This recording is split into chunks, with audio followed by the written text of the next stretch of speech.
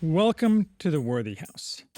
I am Charles Haywood, the maximum leader of the Worthy House, and I am here to give you back your future. At the Worthy House, we offer reality-focused writings on a variety of topics, often on history, politics, and, in general, on human flourishing in the coming post-liberal West. Written versions of all Worthy House writings are available at our main site, theworthyhouse.com. Today we are reviewing Stalins War, A New History of World War II by Sean McMeekin. We are not a serious society. Our ruling class are men of no substance, lacking all knowledge and incapable of competent action on any front. The masses, while they sense a great deal is very wrong, are distracted by propaganda and ephemera. We feel we can afford to be unserious, because all of us lead lives of unprecedented material comfort. Any lack is eased by speedy delivery of sedatives designed to mask and hold down chthonic spiritual despair. To be sure, we do not lack for heralds of the coming storm. But we, high and low, have forgotten what a storm looks like. Read this book and you will remember, and you will also know what it is to live in a serious society. Sean McMeekin, the author of Stalins War, has made a career out of what are often called revisionist histories, all about the first half of the 20th century, several about Russia. I was suitably impressed by his The Russian Revolution, but that, and this, book are not really revisionist histories. Rather, they are correctives to the disinformation that has been most English-language histories tied to communism during the past 100 years. And they seem revisionist because they discuss the facts objectively. The philo-Communists, who to this day operate the academic wing of our regime's propaganda machine, dislike this, so they complain McMeekin is revisionist, a turn of phrase that suggests inaccuracy without needing to demonstrate any inaccuracy. The author chose the title because World War II, in his view and contrary to what we are endlessly told, was less Hitler's war than Joseph Stalin's war. McMeekin does not mean the commonplace that Stalin's Russia absorbed the majority of the Allied side's deaths of the war. In fact, he seems to suspect historians have exaggerated Soviet war deaths. Rather, he means that the war was desired by Stalin as a direct result of his Marxist-Leninist principles, largely followed the course Stalin wanted and acted to achieve, and hugely benefited Stalin, while benefiting nobody else at all. In other words, cui bono. Stalin, unfortunately, for the entire world. This is, no surprise, a copiously footnoted and documented book, including what McMeekin says is a large amount of new information. Interestingly, at several points McMeekin complains that after the fall of Soviet communism, archives were opened which contain very valuable data that has since become unavailable. He also notes that several Russian military historians write under pseudonyms to avoid government scrutiny.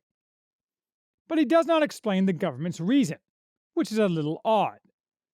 Maybe it's just that Vladimir Putin prefers the heroic myth of the Great Patriotic War, and books like this, and the facts on which they are based, are inconvenient.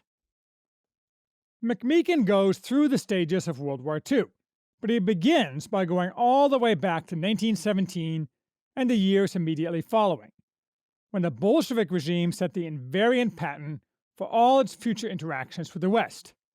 It combined duplicity with opportunism, always overlaid with the crucial goal of fomenting communist revolution in the West, and in this effort was greatly aided by allies, some traitors, some mere fellow travelers, who occupied crucial positions throughout the West.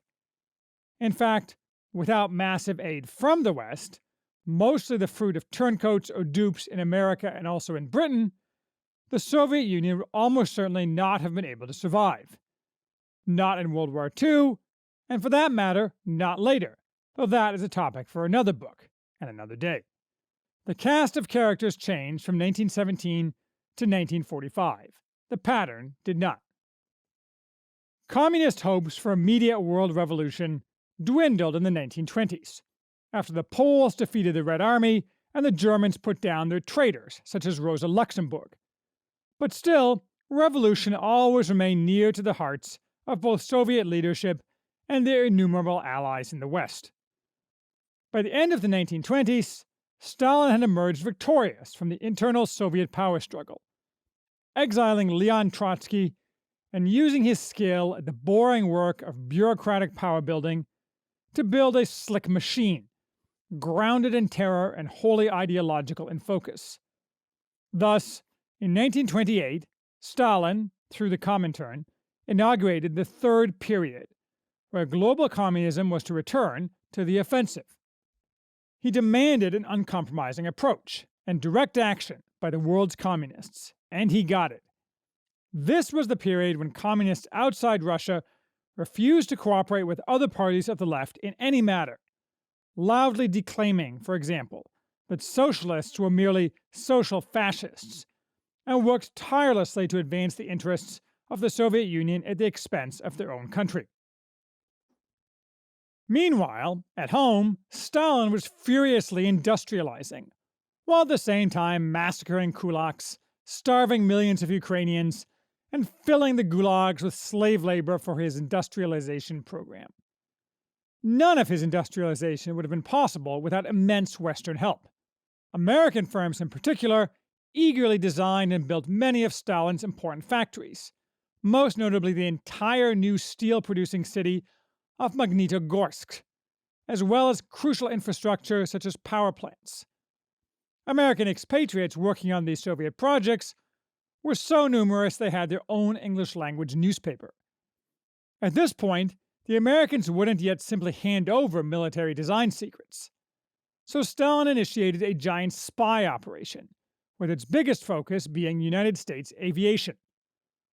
All this made Stalin's military power grow by leaps and bounds, his prime goal, because without military primacy, communist global domination could not be assured. Surprisingly, perhaps, the United States still did not recognize the Soviet regime diplomatically. This meant, among other things, that Stalin could not borrow American money, and was certainly not getting direct aid. Thus all American private assistance was paid for in gold and by Stalin selling or trading stolen artwork and antiquities. Moreover, Soviet tensions with Japan were increasing rapidly. But this presented an opening, because American tensions with Japan were also increasing, providing an apparent common interest. When Franklin Roosevelt, who had always been friendly to communism and communists, took office in 1933, Stalin was elated.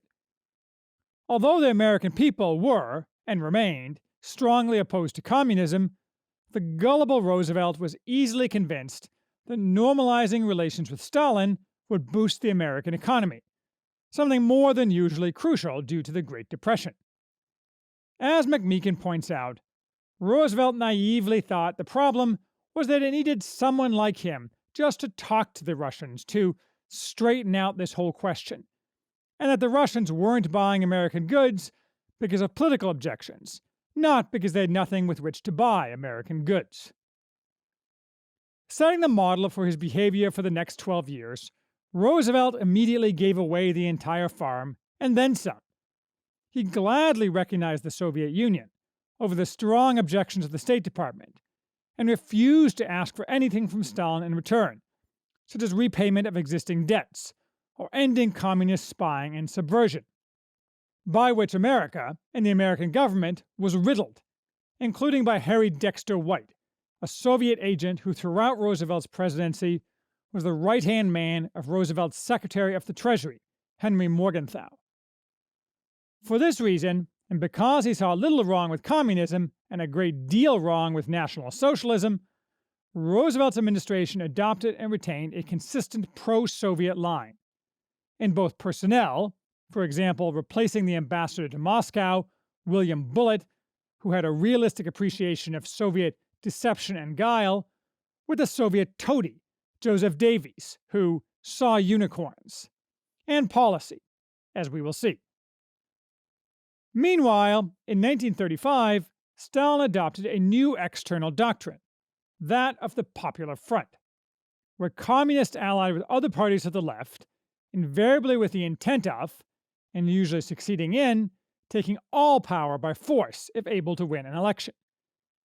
In both Spain and France in 1936, this strategy was successful, although not long-term, stopped by Francisco Franco in Spain and by the war in France.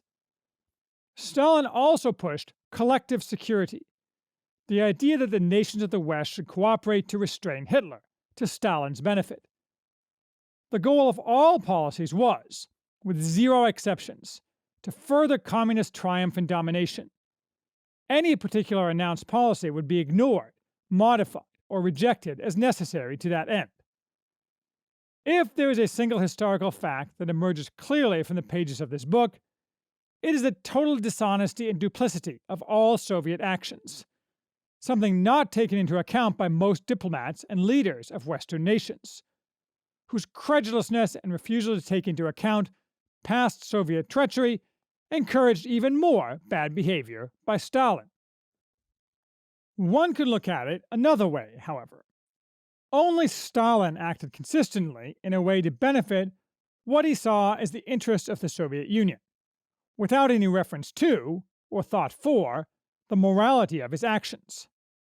Only power and practicality existed for him, filtered, to be sure, through communist ideology, but that never placed any limit on taking advantage of the West.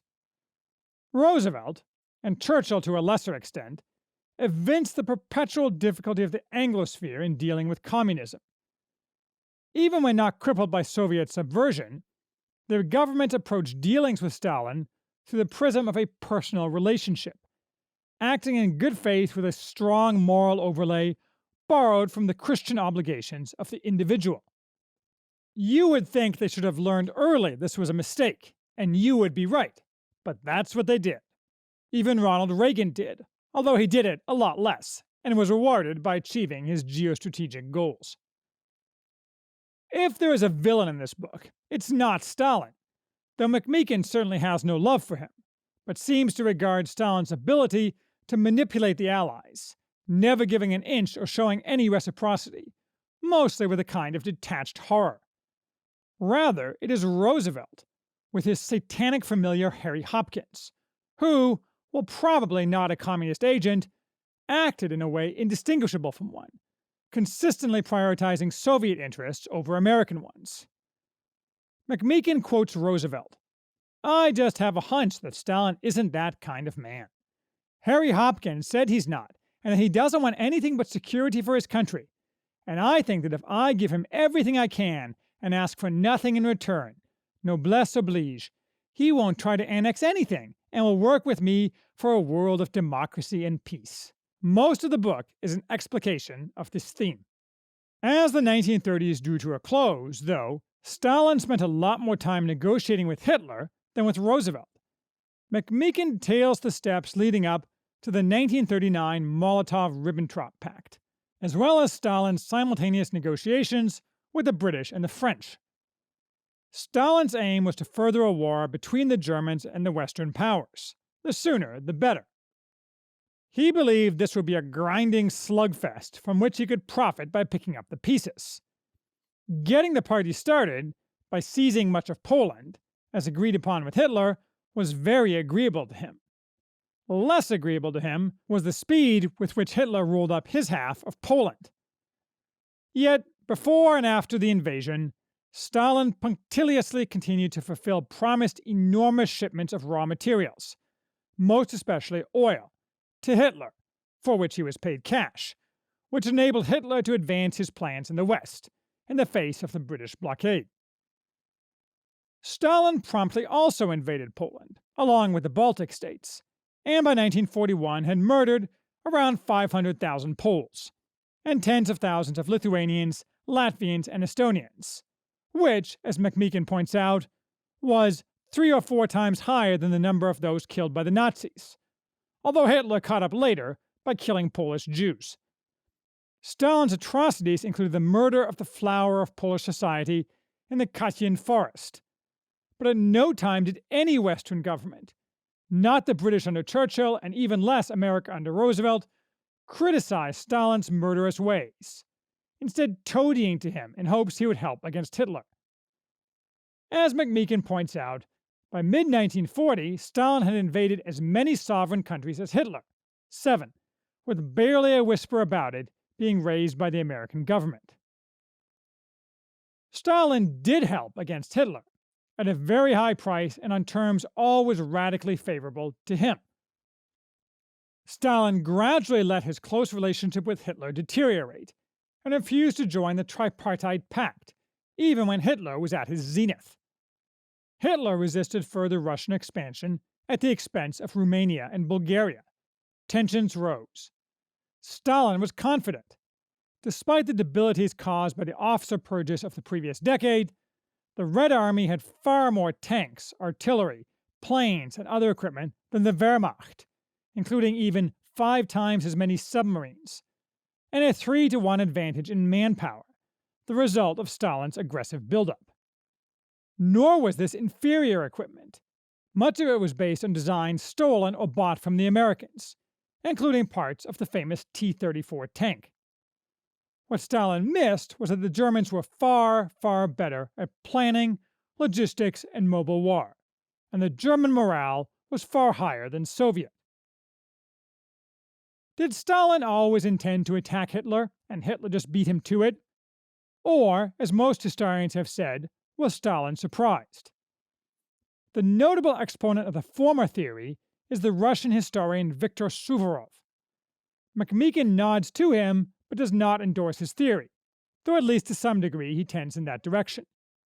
Much of Stalin's buildup in 1940 and early 1941 seemed designed for offense, such as the crash building of innumerable airfields directly behind the new Soviet borders gained in the preceding few years, and other infrastructure designed to allow easy movement past the front, all of which was ultimately made nugatory by its immediate capture by the Germans.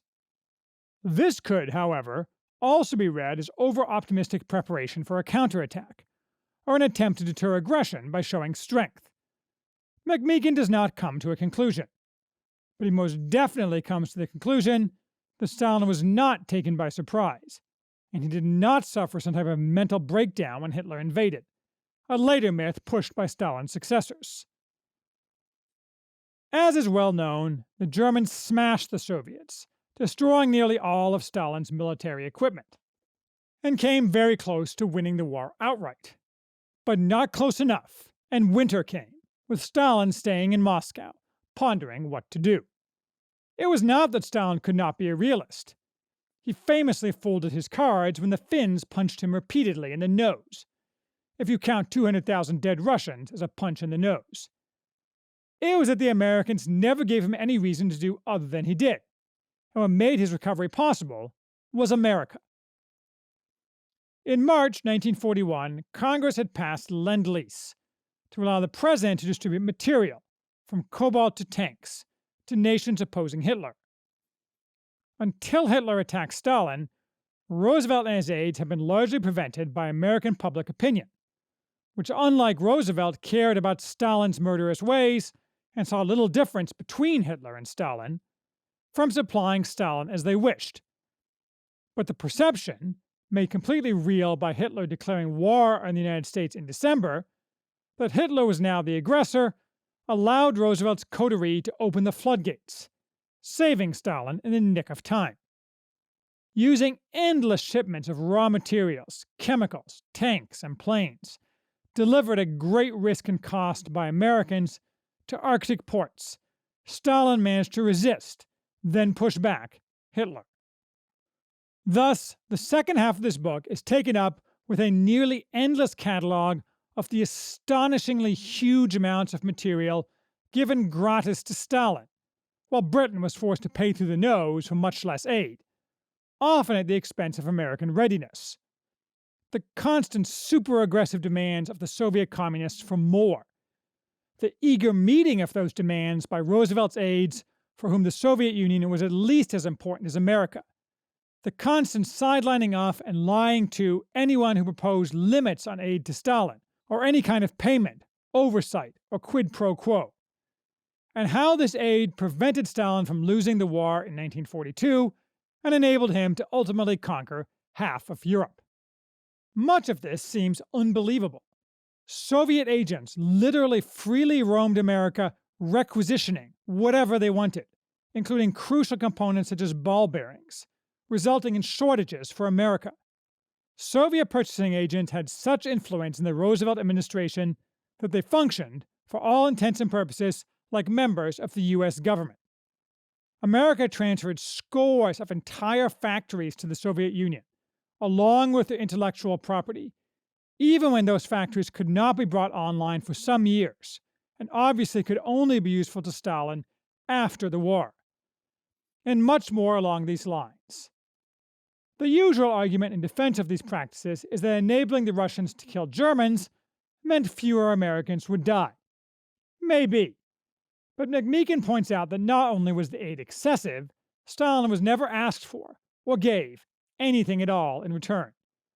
Moreover, these shipments, always at solely American expense and risk, continued, and even increased up until the very end of the war, when Stalin was rolling up Europe. Regardless of the actual reasons for this one-sided giveaway, which were probably some combination of Soviet discipline, the perfidy of American traders, and typical Rooseveltian gullibility, the war ground on. McMeekin covers the fighting in detail, with a focus on Stalin's military actions. And finally, we get to the last stages of the war, during which Stalin obtained nearly all of his pre-war aims. Along the way, McMeekin also covers many other topics. These include Russia's relationship with Japan. You probably did not know there was a Soviet-Japanese neutrality pact, to which Stalin rigidly hewed until after Hiroshima, and how Stalin used Harry Dexter White and his pawn, Morgenthau, to advance the Soviet goal of increasing tensions between the United States and Japan, successfully encouraging a war. They also include Roosevelt's cooperation in concealing Stalin's many crimes, including most notably Katyn, and a long catalog of American and British cooperation in Stalin's other betrayals, from Draza Mihailovich to the Warsaw Uprising. I will note that this is a daunting book, in that it is 800 pages, including the notes. It's a very easy read, however, because McMeekin is an excellent writer. Don't let the length scare you. The apogee of Soviet influence in Washington was the promulgation in 1944 of the so-called Morgenthau Plan, to primitivize Germany for the benefit of the Soviet Union, and to likely kill by starvation as many as 30 million Germans. This was drafted and presented by Soviet agents, including but not limited to White, to Henry Morgenthau as it became clear that Germany would lose the war. You would think being Secretary of the Treasury would not be a relevant position for deciding such matters of world historical importance, but Morgenthau was socially and politically very close to Roosevelt. And, being a vindictive man, himself Jewish, Morgenthau strongly endorsed the plan fed to him. Almost nobody else in Washington, or at least anyone not in bed with Stalin, thought the plan was other than insane.